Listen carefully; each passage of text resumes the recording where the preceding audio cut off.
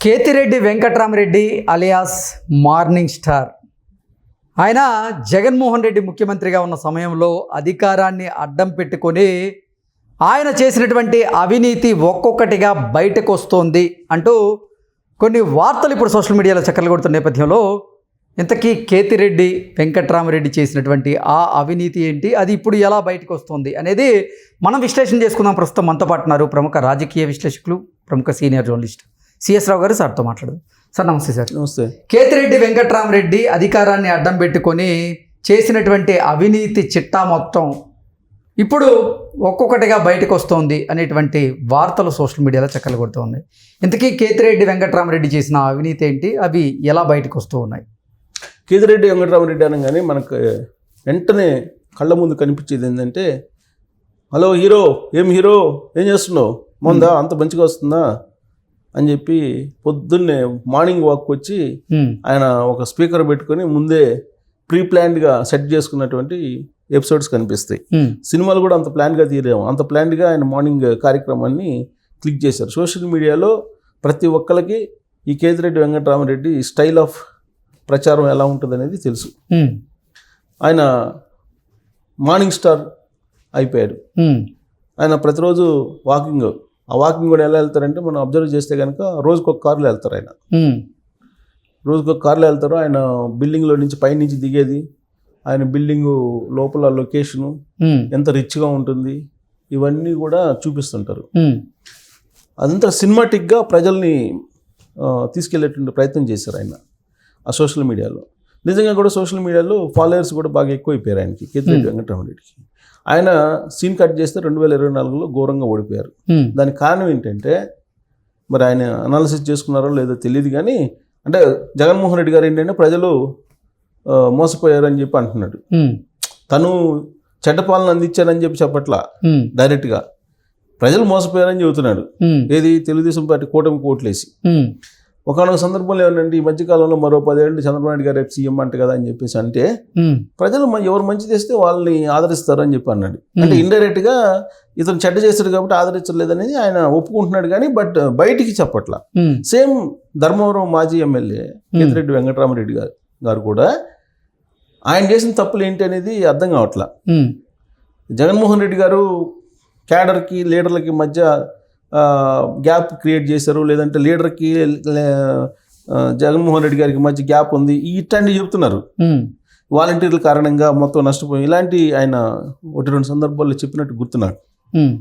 అసలు ఆయన ఎందుకు ఓడిపోయారు అని అంటే, ఆయన నియోజకవర్గంలో చేసినటువంటి ఆక్రమణలు ఏంటి అనే దాని మీద మీడియా ఫోకస్ చేసింది. మీడియా ఫోకస్ చేసి మీడియాలో న్యూస్ రాస్తే వాళ్ళని బెదిరించి లీగల్గా కోర్టులకు లాగుతానని చెప్పేసి నాకు రకాలుగా వాళ్ళని ఇబ్బంది పెట్టి మీడియాలో న్యూస్ రాకుండా అణచివేసేటువంటి ధోరణిని ప్రదర్శించాడు ఆయన. ఎంత అణచివేసినా కానీ లోకల్ పీపుల్కి అయితే తెలుసుగా, కళ్ళెదురు కనిపిస్తుంది కదా. ఒక చెరువులో ఆక్రమించుకొని ఈ మొత్తం సంస్థానాన్ని ఆయన ఏర్పాటు చేశాడు. కేతిరెడ్డి వెంకట్రామరెడ్డి ధర్మవరంలో ఒక చెరువుని, అద్భుతమైనటువంటి ఒక చెరువుని ఆక్యుపై చేసి ఈయన ఒక అందమైనటువంటి భవంతిని కట్టుకొని ఒక ఫామ్ హౌస్ని తయారు చేసుకున్నాడు ఆయన. దాని మీద న్యూస్ రాశారు. న్యూస్ రాసిన వాళ్ళ మీద ఈయన చెలరేగిపోయారు అప్పట్లో. పబ్లిక్కి తెలుసు కదా. పైగా న్యూస్ రాసిన వాళ్ళ మీద నానా రకాలుగా మాట్లాడారు సోషల్ మీడియాలో. తర్వాత ఈయన ఏదో మళ్ళీ చంద్రబాబు నాయుడు గారు ఇంటి దగ్గరికి వెళ్ళి ఒక సెల్ఫీ తీసుకొని, ఇది ఆక్యుపేషన్ కాదా, ఇది అక్రమ భవనం కాదా అని చెప్పి ఒక సెల్ఫీలు కూడా పెట్టారు అప్పుడు ఆయన. ఈనాడులో, ఆంధ్రజ్యోతిలో రాసినట్టున్నారు ఆయన మీద. సో ఆయన వీళ్ళ మీద ఎదురుదాడికి దిగారు. అసలు ఆయన మీద వచ్చినటువంటి ఆరోపణ దాన్ని గురించి ప్రస్తావించకుండా, దాని మీద క్లారిటీ ఇవ్వకుండా, ఇప్పుడు ఏమైంది, దాని మీద అక్కడ లోకల్గా ఉండేవాళ్ళు పిటిషన్ వేశారు, చెరువును ఆక్రమించారని చెప్పి. పిటిషన్ వేస్తే హైకోర్టులో విచారణకు వచ్చింది. హైకోర్టులో అడిగారు, మీరు ఆక్యుపై చేశారు అని చెప్పి. దాని మీద సర్వే కూడా చేశారు. సర్వే చేసి ఆక్యుపై చేశారా లేదని నిర్ధారించండి అని చెప్తే, ఆ సర్వే చేయడానికి వాళ్ళని ఎవరు రానివ్వట్లే ఆయన.